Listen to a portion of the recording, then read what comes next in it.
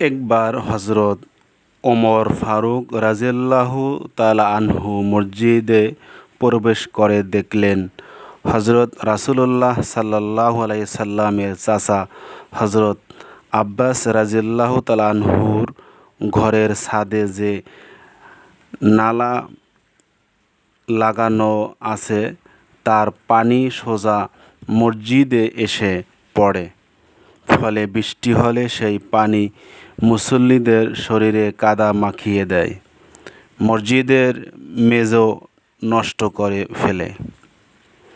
হজরত ওমর ফারুক রাজিয়াল্লাহু তাআলা আনহু চিন্তা করলেন, মসজিদ তো আল্লাহর ঘর, এখানে এক ব্যক্তির ব্যক্তিগত ঘরের নালা এসে আল্লাহর ঘরকে আক্রান্ত করছে, এটা আল্লাহর হুকুমের পরিপন্থী।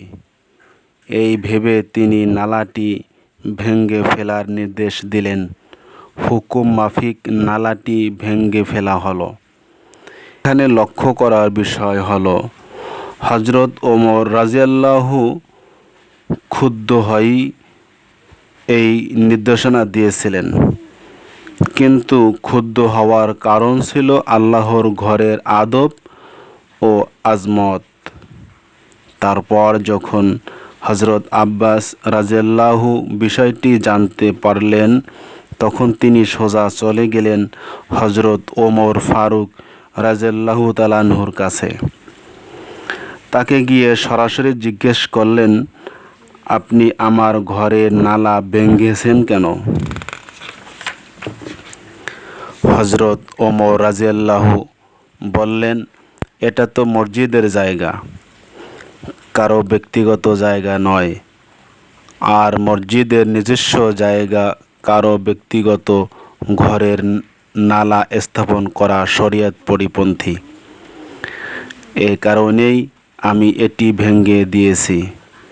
হজরত আব্বাস রাজিয়াল্লাহু বললেন, আপনি কি জানেন এই নালাটি এখানে কিভাবে স্থাপিত হয়েছিল?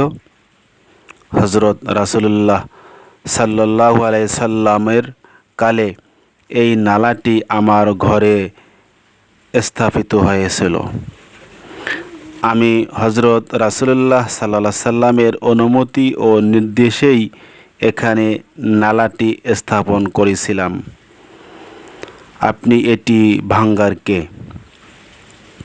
হজরত ওমর ফারুক রাজিয়াল্লাহু বিস্ময়ের সাথে বললেন, হজরত রাসূলুল্লাহ সাল্লাল্লাহু আলাইহি সাল্লাম অনুমতি দিয়েছিলেন? হজরত আব্বাস রাজিয়াল্লাহু বললেন, হ্যাঁ, অনুমতি দিয়েছিলেন।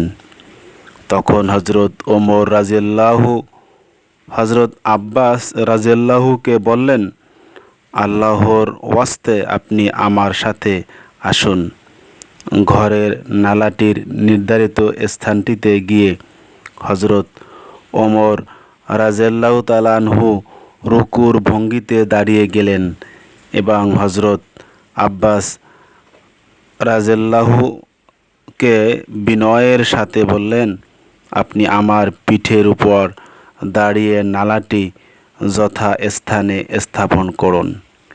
হজরত আব্বাস রাজিয়াল্লাহু তাআলা আনহু বললেন, আমি অন্য কাউকে দিয়ে লাগিয়ে নিব।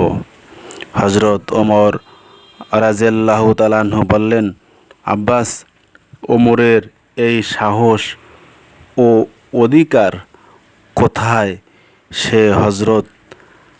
যে হজরত রাসূলুল্লাহ সাল্লাল্লাহু আলাইহি সাল্লাম এর অনুমতিতে স্থাপিত নালা ভেঙে দেয়? এটি সত্যি অনেক বড় অপরাধ করেছি আমি। এর সর্বনিম্ন শাস্তি এই হতে পারে, আপনি আমার পিঠের উপর দাঁড়িয়ে নালাটি যথাস্থানে লাগিয়ে দিবেন। অবশেষে হজরত আব্বাস রাজিয়াল্লাহু তাআলা আনহু তাই করলেন। আজও পর্যন্ত সেই নালাটি মসজিদের নববীতে লাগানো আছে। সুবহানাল্লাহ।